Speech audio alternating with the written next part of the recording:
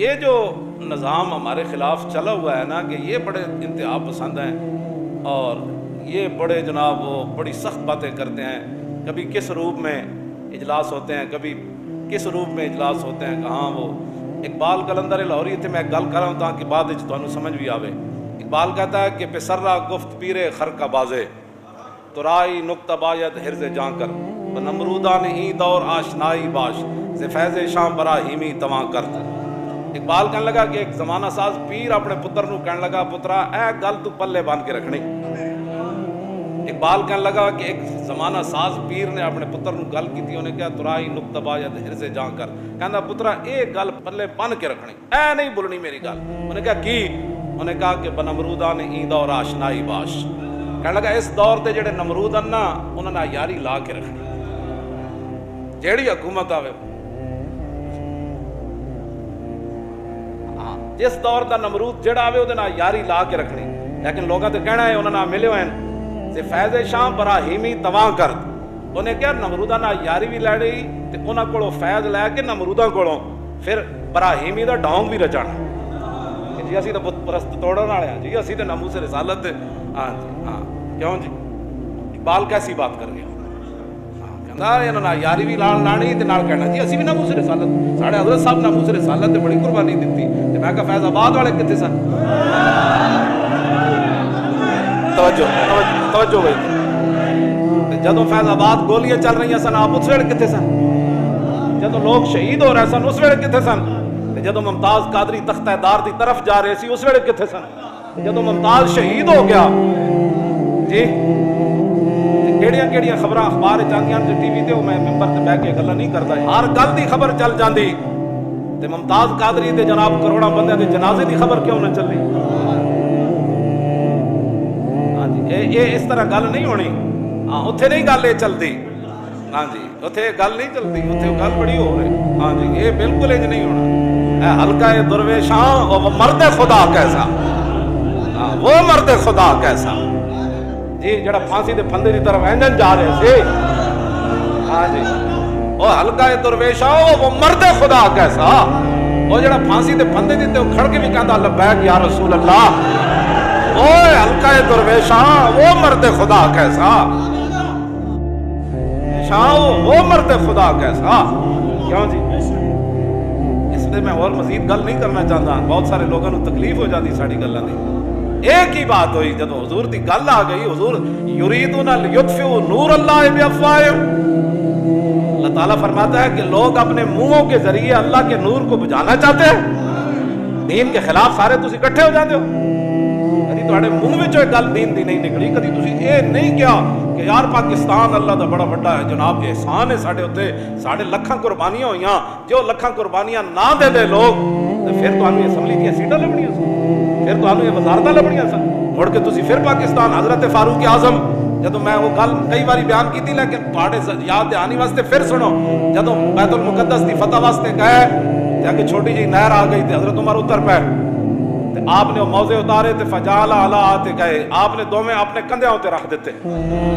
فقال له ابو عبیدہ یا امیر المومنین تفعل هذا ما يسرني ان اهل الشام استشرفوا. اور میں امیر المومنین آپ یہ کام کر رہے ہیں, مجھے یہ بات اچھی نہیں لگی. موزے یہاں رکھے جاتے ہیں, پورے اہل شام یہودی دیکھ رہے ہیں, وہ تو یہی دیکھ رہے ہیں کہ ان کا امیر المومنین کیسا ہے, اس کا رنگ ڈھنگ کیا ہے, اس کے ادب آداب کیا ہے, اس کا چلنا کیسا ہے, اس کا لباس کیسا ہے. آپ یہ کیا کر رہے ہیں, مجھے یہ بات اچھی نہیں لگی. ابو عبیدہ بن جراح نے یہ بات کر دی. فقال ابا, حضرت عمر لمبی سانس کھینچی, فرمایا لو یقول ذا غیرک ابا عبیدہ جعلتہ نکالا للامت انا كنا ذل قوم فعزنا اللہ بالاسلام فما ما نطلب العزہ بغیر ما عزنا به اذلنا اللہ. ترجمان نبی عن زبان نبی. تو ہم اسلام کا جو نام لیتے ہیں ان کا مذاق اڑاتے ہو, یہ انتہا پسند ہے. ان کے اندر اسلام بڑے تحمل کا درس دیتا ہے. اور میں آقا تحمل کا درس تب دیتا ہے کہ حضرت عمر کا پاؤں چلتے ہوئے گلی کے اندر کسی کے پاؤں پر آ جائے تو اس وقت بندہ وہ کہے کہ تو نظر نہیں آتا. حضرت عمر معذرت کریں یار مینوں پتہ نہیں چلیا. لیکن گل جدو دین دی آ جائے, گل جدو ناموس رسالت دی آ جائے پھر تے حضرت عمر اتنی دیر بھی نہ کیتی جنہیں حضور دا فیصلہ نہ منیا، صرف اندر تلوار دے لانے دی دیر کیتی، آ کے آپ نے دا سر تن نال جدا کیتا تے آپ نے فرمایا ہاکذا عقدی بما لم یرضى بقضاء اللہ ورسولہ، فرمایا جو اللہ رسول کے فیصلے پر راضی نہیں اس کا یہی فیصلہ ہے جو عمر نے کر دیا ہے۔ ساتھ بیٹھ کر پھر سارے کیوں جی قرآن بیٹھ کے پڑھا، اسلام بڑے تحمل کا درس دیتا ہے، بردباری کا درس دیتا ہے۔ میں کافی پڑھے ہوئے آج جڑا تحمل بردباری کیوں جی حضور دراز گوش ہوتے تشریف لے آ رہے کیوں جی، اور وہ پیروں میں جو خاک اٹھی، عبداللہ بن ابی اپنا منہ ڈھانپیا، آپ نے فرمایا اوئے اے کیا کیتا ہے تم، اور جناب اتنی دیر جناب گل گرم و گرم ہو گئی، پھر کھڑیاں کھڑیاں اس گدے مبارک نے حضور دے دراز گوش نے پیشاب کر دیتا، وہ کہہ لگا الیک انی آذانی نتن حمارے کا، حضور انہوں دور لے جاؤ، یہ پیشاب نہ سانو بڑی تعفن پھیلیا۔ صاحب یہ تحمل کی بات ہے، اس نے پیشاب کے بارے میں بات کی کیوں جی، لیکن فرمایا تجھے پتہ نہیں یہ پیشاب کس جانور کا ہے،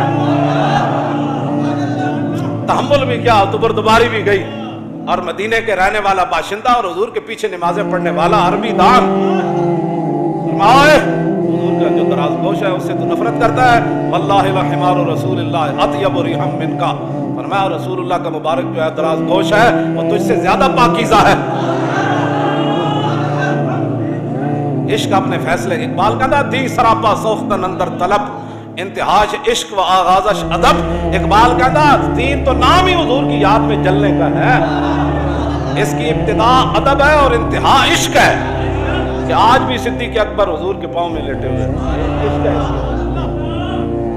زور عشق از باد و آب و خاک نیست، اقبال کہتا عشق دا جڑا زور ہوتا ہے نا وہ بڑے سارا بندہ چڑھا نہ ہوئے، اتنے سارے ڈولے ہو روزانہ جناب ریسا کھاندا ہوئے تے 5 کلو دودھ شامی تے 5 کلو سویرے تے ڈنڈ بیٹھتا تے نال بادام تے پھر مسٹر لاہور بن جائے، اقبال کہتا ہے مسٹر لاہور کے لیے بادام ضروری، اس کے لیے گوشت ضروری، میں کہا پھر اقبال عشق کے لیے کیا ہوتا ہے، کہتا ہوں زور عشق از باد و آب و خاک نیست، قوت از سختی اعصاب نیست، اقبال کہنا اتھے ڈورے نہیں ویکھے جاندے، اتھے بدن نہیں ویکھا جاندا، اتھے تے عبداللہ بن مسعود دیاں ٹنگاں باریک بھی ہون تے صحابہ نو حضور فرمان یہ ٹانگیں اوت پہاڑ سے بڑھ کر وزنی ہیں۔ ہاں جی توجہ، ہاں عشق دا زور کچھ اور ہی ہوندا،